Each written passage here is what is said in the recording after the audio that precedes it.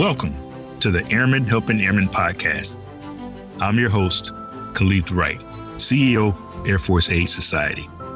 Join me as we chat with extraordinary guests, share stories, and learn how amazing people are making a difference in the lives of so many Air Force and Space Force families.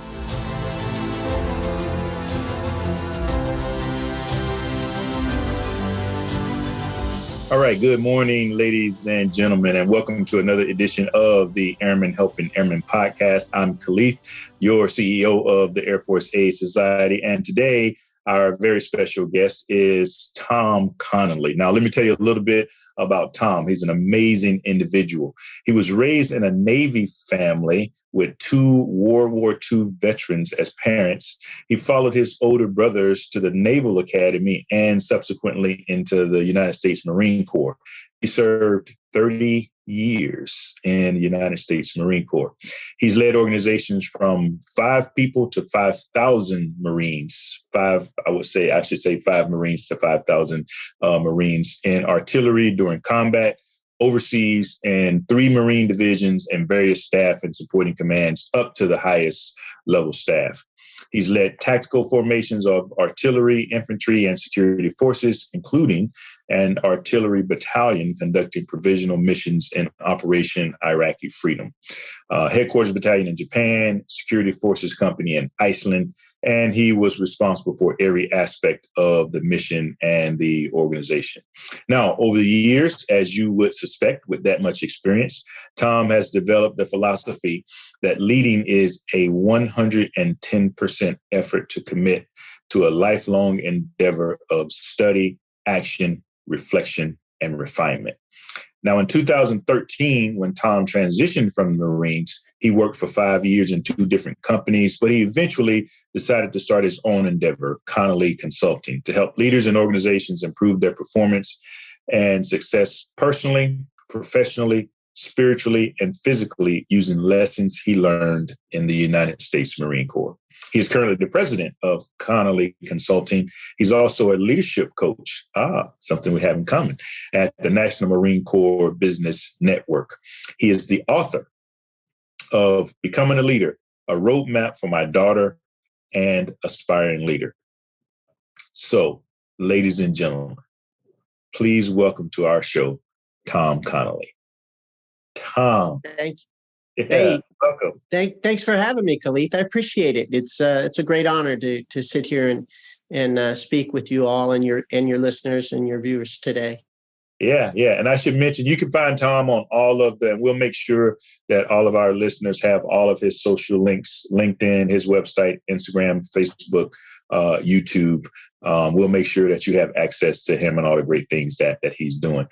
So Tom, let's start with, I think it's interesting that you grew up with parents from the World War II era. How was that? Any lessons learned? Anything that shaped, how you see the world today? I think it shaped everything. My dad started his Navy career. They're both raised in the Depression, right? And my mom's was a first generation American. Her parents came from Slovakia around the turn of the century, and my dad was born in Texas, and he grew up without shoes. He didn't wear shoes, and except for in the wintertime. And they weren't living high on the hog by any stretch of the imagination. It was the Depression, and so hard work became key. And that's that 110%. That was my dad. That was my dad's calling every day. Give it 110%, whatever you do. My mom was the patriot. Our house was red, white, and blue all the time. She served in the Coast Guard during World War II and then went into the Navy after her hitch was up in the Coast Guard. And that's where she met my dad. My dad had started his career on Peleliu with the Marines. He was a hospital corpsman. He didn't want to be a hospital corpsman, but they took his whole class from signal school and made them all hospital corpsmen because Guadalcanal had just wrapped up, and they were in in dire need of hospital corpsmen. And so he became a hospital corpsman, and he made the best of that. And, so growing up in that family, right, my mom believed, and she got out because in those days you had to get out when you were pregnant. And so, we were going to have a child. And so she got out when my oldest brother was born, and she took care of us kids. She raised us kids, but she was 100% behind everything that my dad did. And my dad stayed in the Navy for 30 years, and he was a seagoing son of a gun. Yeah. And he did 17 years at sea, unaccompanied, without a medical officer, and running the show aboard various ships. And he finally retired because my mom was critically ill, and she died when I was 12. And but yeah, I mean, our house did everything but pitch and roll. We had a flagpole with a yardarm on it, and I held colors every day from the time I was old enough to do so, which I think was about seven or eight, until I left home at 17. And my dad looked at us and said, "Look, I got 6 kids. I can't provide for your college, but if you want to go to college, you're going to have to do well in school, sports, and and scouts, and make your way. And the one thing I would ask is that that my children would find time to serve their country in their life." And so he didn't tell us we had to go in the military. He didn't tell us which way to go in the military. We saw that he loved the Navy, and he loved serving his country. And my mother was a patriots, and she loved America. And so we grew up with that. Yeah. Does that influence me? Absolutely. Absolutely. That's the rock hard basis of everything, in my life. That, and so, I mean, it was church, school, scouts, and sports. And those were the priorities, and that's what we did. Absolutely. Well, first, let me say thank you to your entire family for, so many years of continued service to this nation. You definitely have set an example for many of us, and paved the road for many folks like myself and others that have served and are still serving today. So thanks for that. So I'm interested in, all the values that you learned from your parents and the things that both your mom and your dad taught you. How did you initially apply that to your leadership style as a young lieutenant in the Marine Corps? Yeah. Well, you go to school at the Naval Academy for 4 years, right? And you learn a lot of it, and you go on summer cruises, and you learn some things there. And but when you get commissioned, and even after 6 months at the basic school, where all Marine officers have to go, right? Even after that 6 months, and then artillery school, and when you stand in front of your first platoon and you look at them, you realize, I don't know all that stuff. These people have real lives. They're not just going to school, right? They have wives and kids, and real life comes into play. And I was very fortunate because my older brothers were serving already, and so they were, and I got to see them in action. In the summertime, when I was in middle school and high school, my dad would send my sister and I up to Camp Pendleton and stay with my brother for weeks at a time. My brothers, two of them lived blocks apart and served in 11th Marine Regiment, and so we would go up there and spend time with them, and they would take me to work. And so, a few days a week, I would go to work with them and get to see what they did every day, and how they interacted with Marines. And now, when they were lieutenants, that was a tough time. That was the 70s. That was a tough time for, the military and the Marine Corps in particular, there was significant drug problems, and there were race problems. There were all kinds of problems that were going on. They had to deal with every day. And and I would hear them talk with my dad. My dad would have counsel with them. It was usually in the kitchen, sitting on the kitchen counters, and and talking to them about some of those things. And so when I stood in front of my first platoon, as you know, I was like, wow, how do I do this? Well, imitate, emulate, who's that person that was successful at this? Well, I was very fortunate. My dad was, my brothers were, I could emulate them. I couldn't be them because I didn't have their level of experience, and I needed to be me, but I could emulate the things that they did, right? And I talk about that in my book, emulate to accelerate, right? If you want to improve, find somebody who's done what you've done, right? Or done what you want to do, and be like them. Now, I was very fortunate as a lieutenant. I had a battery commander who was a friend of my brother's, as a matter of fact, but he was a tough guy, but he was the best battery commander that I ever met. And he was experienced. He was a Vietnam veteran, and he treated everybody like they were his sons. And, it was tough love. It was hold you accountable.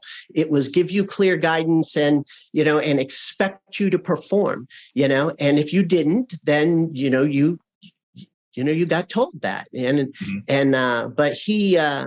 But he was a great example to follow. So I was very, very fortunate starting off, that I had all of these people that I could emulate, that I could be like. And that was a great experience, and it was a great organization, a great battery. The other lieutenants were great staff NCOs. And I spent the rest of my career, trying to always create that in whatever organization I was leading. That organization where everybody wanted to be there, everybody wanted to perform, everybody wanted to get better. And I actually created a term for it. I call it a culture of performance. That might be my next book. I say that a couple of times in becoming a leader, but the idea of a culture where you want to come to work, where you feel valued, where you're learning and growing all the time. Yeah.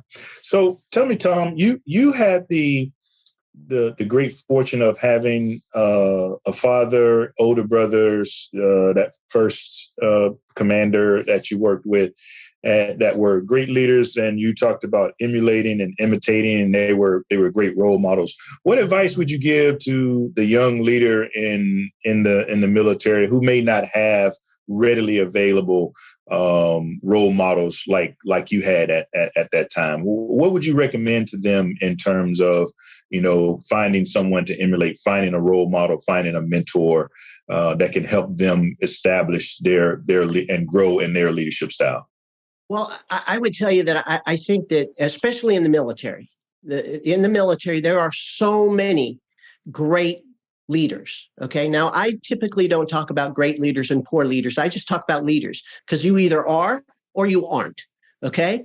Some people are better than others, and they're getting better, right? But a leader, by definition, is continually growing, improving, trying to improve themselves. But look outside your organization.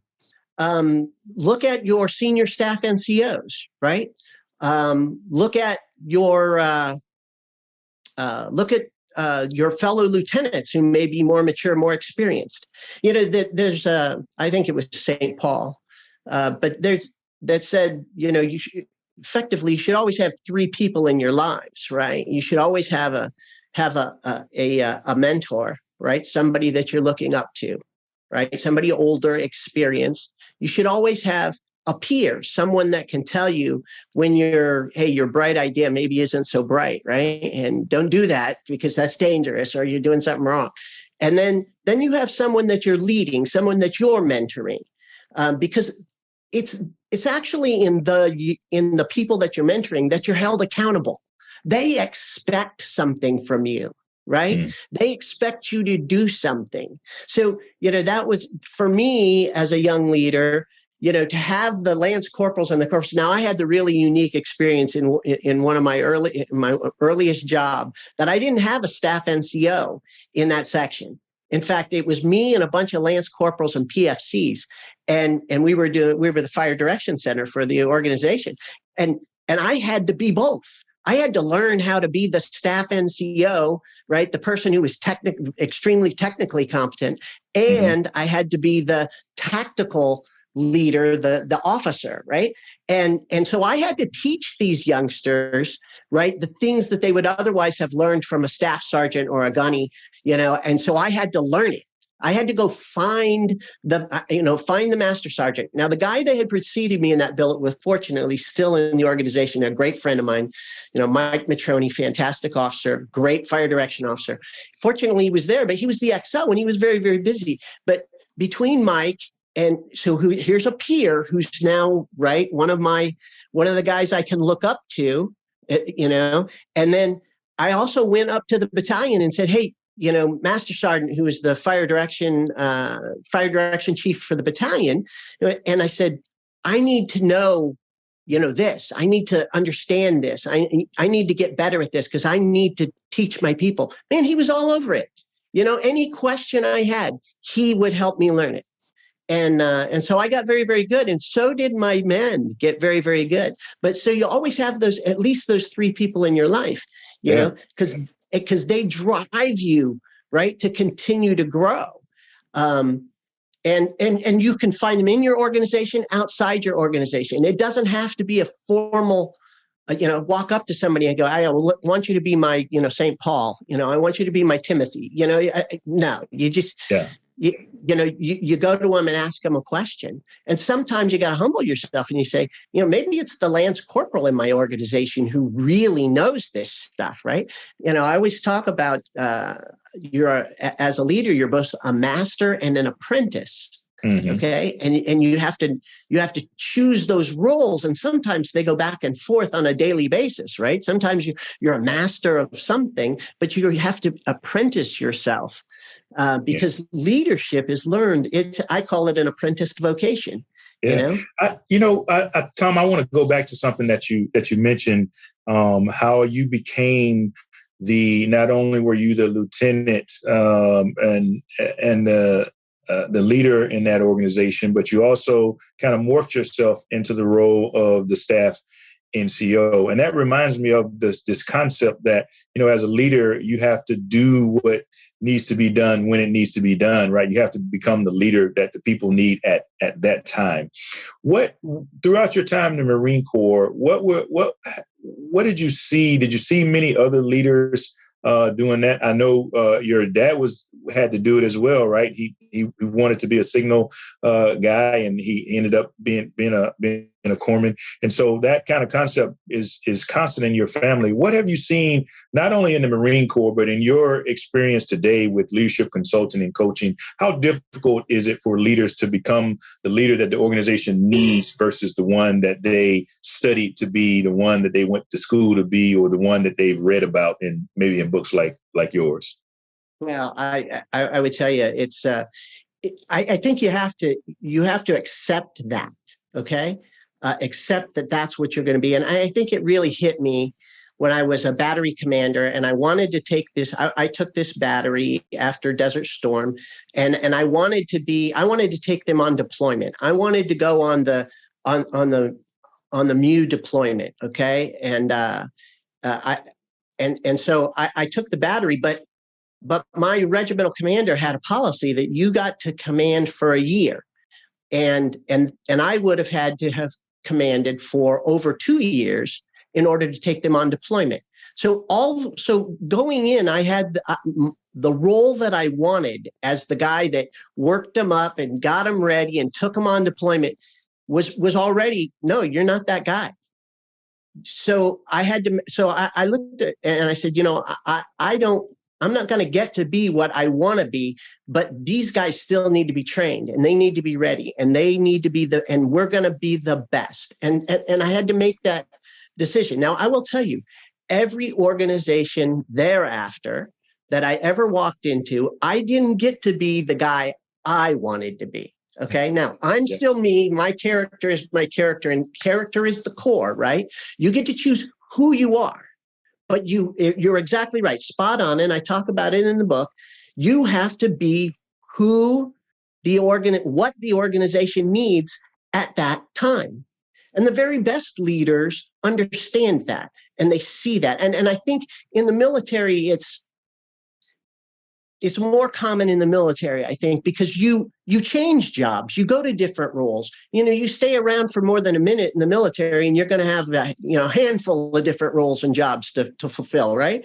And whether that's technical or otherwise, right? And so you have to accept the role that you're in. You can't shape the role for you. Now, there are people that will try to do this even in the military. You see it all the time.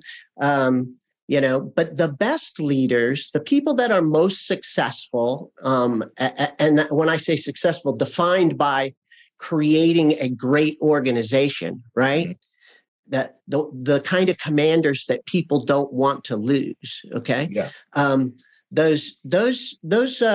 Those leaders have understood that role, right? You have to do what needs to be done. Yeah.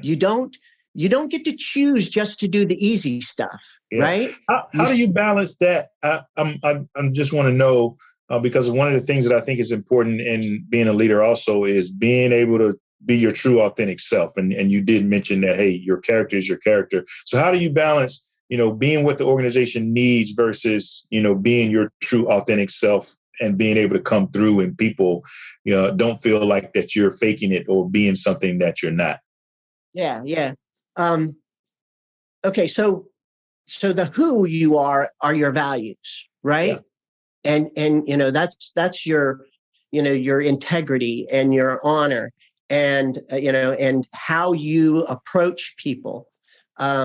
That's the authenticity that comes out. Every situation is different. Every role that you'll play is different. Every day is different. You have to deal with, people are messy. If you're going to be a leader, accept that people are messy, and you're going to have to get messy if you want to help them. Because fundamentally, that's what you have to do. You have to look at every person in your organization. I call it the prime imperative, right? And believe that they have value. Now, if you believe that they have value, then you have to do the things that help them grow. Sometimes, hey, look, your mom and dad didn't want to whip you with give you a smack on the butt when you did things wrong. It broke their heart, broke my heart when I had to discipline my children. But you have to do it, right? And so the way that you have to do that is within who you are and how you deal with that best. And your authenticity is about being who you are, your character, through all of that, right? Through whatever the trial, the tribulation, the minor ups and downs, the major ups and downs, is how you approach that. And that's so I don't think it's ever about compromising that. It's always about how you do that. Some people talk more, some people talk less. Do you have to learn, a certain amount of empathy? I would tell you, if you're leading anybody, if you don't understand empathy, then you're not going to get across to them very well, right? Yeah, absolutely. And people who have never led maybe learn that lesson the hard way, right? I mean, we do this especially in the private sector a lot. We will promote people to certain levels based on their technical competence without regard to their ability to lead. Right. Right. And so the first time they're leading, whoa,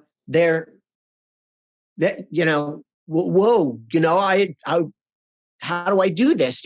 And so they, that's where coaches, whether inside the organization or external to the organization, that's where coaches can help. So they help people to understand, look, just be yourself.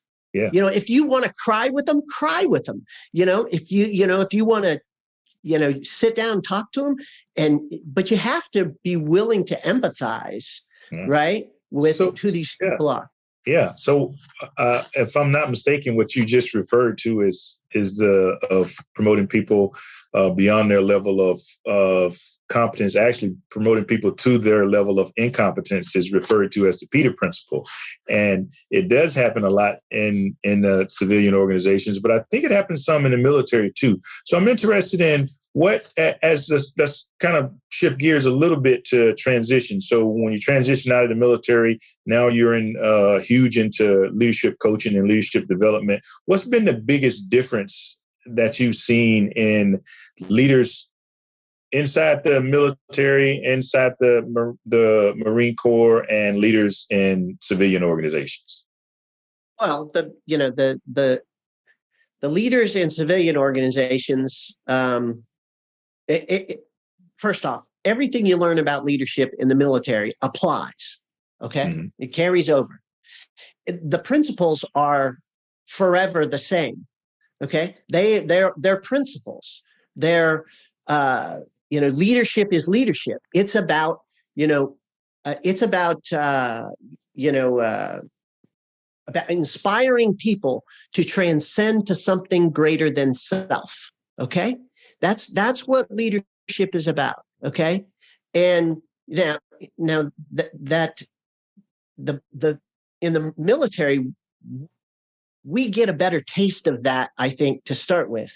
In the private sector, like I said, sometimes we promote people without that leadership experience. But furthermore, I think what happens sometimes is people, because we switch jobs and we move, but we do that a lot in the military. We go from one job to another job, and we see that we have to do things differently for different organizations. We have to be what the organization needs. And in the private sector, if you grow up just in the IT world and then you take a job somewhere else, you can't necessarily approach things exactly the same way. And your experience with approaching things differently, okay, is very limited. Mm-hmm. Okay. And so I think and because we're changing jobs in the private sector, moving laterally to move up, you don't have that experience of finding somebody in the organization to emulate and see how they do the different things as they move up, because you just joined a new organization and 3 years later you joined another one. And so you're missing some of those things. And if they're wise, they look around and they go, I need someone to help me, right? Whether that's a coach, internal or external. Some companies are hiring, are creating coaches within their organization, right? Some people, go, hey, you know what? This is something I haven't done before. I'm going to go find a coach. Yeah. So tell us more about coaching. So people hear the term coaching, they hear the term leadership coach, executive coach. Tell us more about that. What exactly should one look for in a coach, and how does that coaching relationship work? Is it the same as having a mentor? Is it different? Tell us a little bit more about coaching and your experience as a leadership coach. So when I first got into the consulting business, I resisted the temptation to be a coach. Okay.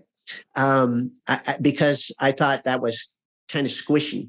But what I really realized was that's not the case, right? I mean, every great athlete, every great, violin player, they have coaches. Mm-hmm. They all have coaches. Sometimes they have more than one coach, right? They've got somebody who's holding them accountable, right? And helping them to find, right, the best approach. A consultant, will tell you and he maybe even do the work for you, but a coach does not.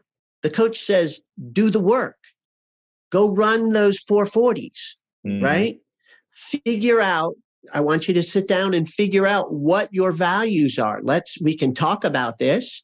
I can help you to discover that, but you have to do the work. So coaching is not counseling. It is not therapy. I am not a licensed therapist, nor do I want to be. Okay. But I will help people to discover what their core values are, what their vision, mission, and purpose are. And there's work that has to be done with that. You can't just, most of the time when you ask people about what's your mission, they don't know what their mission is. Mm-hmm. What's your purpose? Why do you get up every morning? What's your why? And so coaching is about helping people to define for themselves their core and then attain an objective, right? That's what coaching is about, attaining an objective. Okay. I'm a competitive powerlifter, so when I look at, how much am I going to push in the next meet? There's a program, there's training that's done. It goes along a path. You set that path out and you follow it. You don't just go in the gym and say, I'm going to throw a bunch of weight around today and then I'm going to get better. Doesn't work like that. Yeah. And so coaching, whether that's leadership coaching or executive coaching, is much the same way. Now, every relationship with a client is different because every client has different requirements or needs. This guy, he wants, he's taken over this new job. He's going to be an executive vice president of something. And he says, I haven't played that role, or I haven't done it in a long time. Help me to figure that out. Okay, let's do that. So I wonder if you transitioned in, I think from the Marine Corps in 2013. I just transitioned a couple of years ago in 2020. And right as I was transitioning, at least in the Air Force, we were starting to use more outside coaches for senior leaders in the force. Do you think the military would benefit from having more of a coaching culture? Well, I think all your best leaders are coaches. Mm-hmm. Okay. You don't get to coach as much as you'd like when you're a commander, right? Because you've got a lot of other things on your plate that you have to do. But you typically take that coaching approach, which is, here's the standard, here's what we're going to accomplish, and we're going to hold each other accountable for doing this. Okay. I think whether you use external coaches or internal coaches, I don't think it matters, because a coach, by definition, is someone who helps you to solve a problem, attain an objective, and holds you accountable for the result, right? Fundamentally. But that also means that every coach doesn't fit with everybody. Right. Okay? There are people who will never be my client just because they don't want to work with a Marine. They have this. Who wouldn't want to work with a Marine? Well, but they have this belief of what a Marine is, right? You know, and this is a Marine, and they have this stereotypical idea of a DI or whoever it is, right? And my son's at OCS right now, and at Quantico, and I'm sure he'll tell you exactly what a sergeant instructor, drill instructor looks like. Okay, and but those guys are great leaders. They play a very unique role, and so you coach people. Whether you're a civilian or in the military, or coaching is the same process. Okay, now it depends on what you're trying to achieve. Some people need a coach because they need to get their personal lives squared away. Mm-hmm. Okay, they need to figure out how to make all the balls, keep all the balls in the air, right? And what's most important. Okay. Some people need a coach because they need to learn, how to discipline themselves, financially, fiscally. Some people need a coach because they want to become better leaders in their field, in their organization. So while leadership is leadership across the board, it is very nuanced for what you want to do, right? I mean, if every organization is different, every organization has a heartbeat of its own, right? And so that so while your principles of leadership are common, the approach, the application is very nuanced. Yeah. And Hey, let me give you two scenarios, Tom, and I'd love to hear your thoughts on which one you find, from a coaching standpoint, which one you find most gratifying. So in one scenario, you have a senior leader that's being promoted, let's say, to an executive vice president level. He's on the career track to someday be in the C-suite, and the CEO of the company says, "Hey, I want to invest in this guy, and I'd love for you to coach him in this new role to help him ultimately get to that." Another CEO comes to you and says, "Hey, I have this guy. He's made quite a few stumbles. He's having trouble communicating. He's got lots of problems. Can you fix him to help him get back on track?" Which of those scenarios, the progressive coaching or the remedial coaching, do you find most gratifying? Well, I've done both. But I will tell you what's most gratifying is working with the one that wants to get better. Because this will not happen, okay? And this relationship will not happen. And if that individual does not want to change. Change is hard. People, the biggest obstacle to coaching is people deciding they want to get better. Yeah. That they want a coach, right? They have to look around and say, I'm willing to change how I live.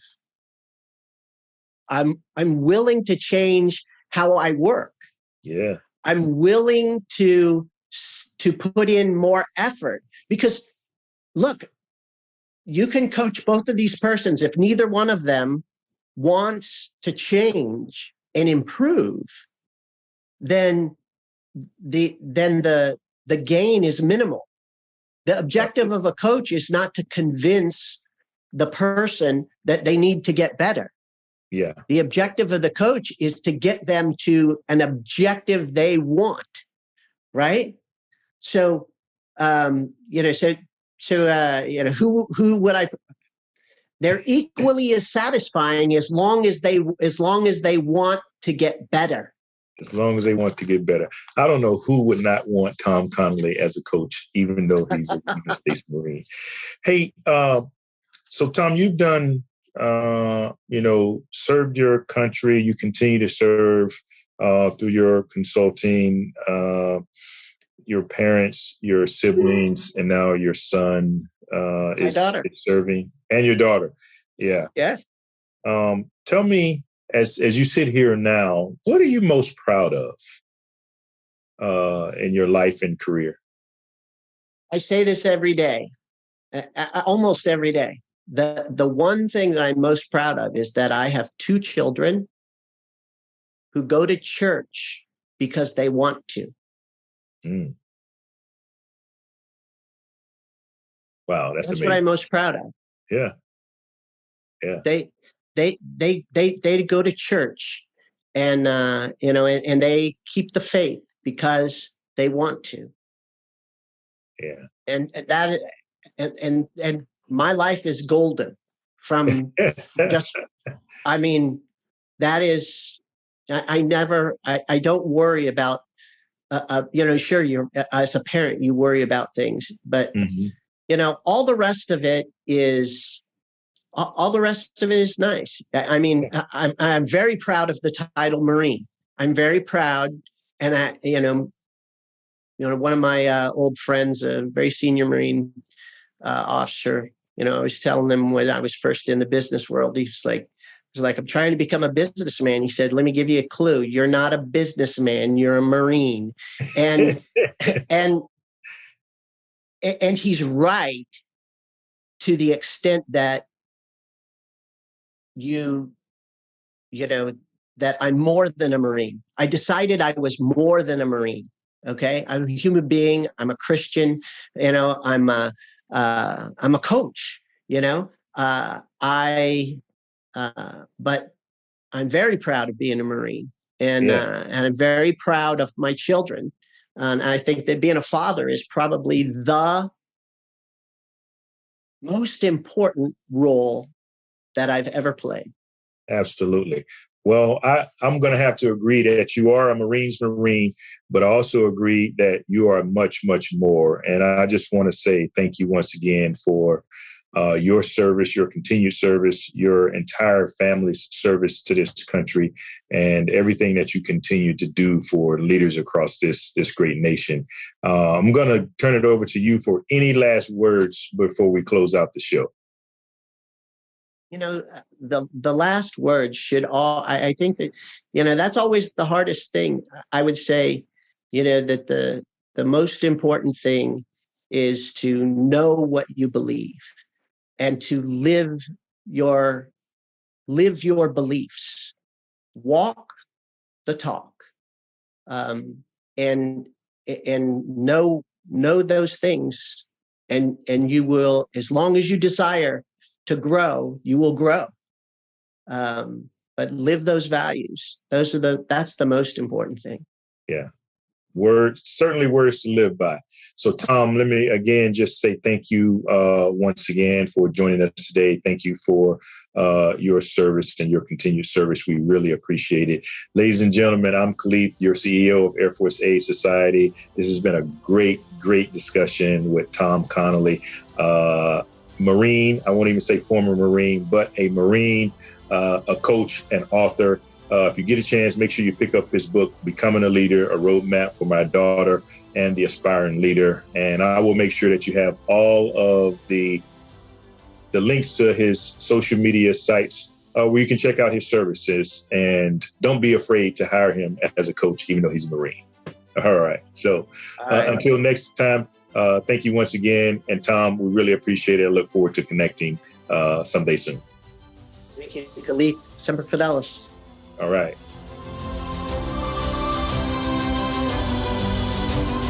Thank you for listening to today's episode of Airmen Helping Airmen, brought to you by the Air Force Aid Society. To find out more about how we make a difference, visit afas.org. And then be sure to search for Airmen Helping in Apple Podcasts, Google Podcasts, Spotify, or anywhere else podcasts are found, and click subscribe so you don't miss any future episodes. On behalf of everyone at the Air Force Aid Society, thanks for listening, and join us on social media.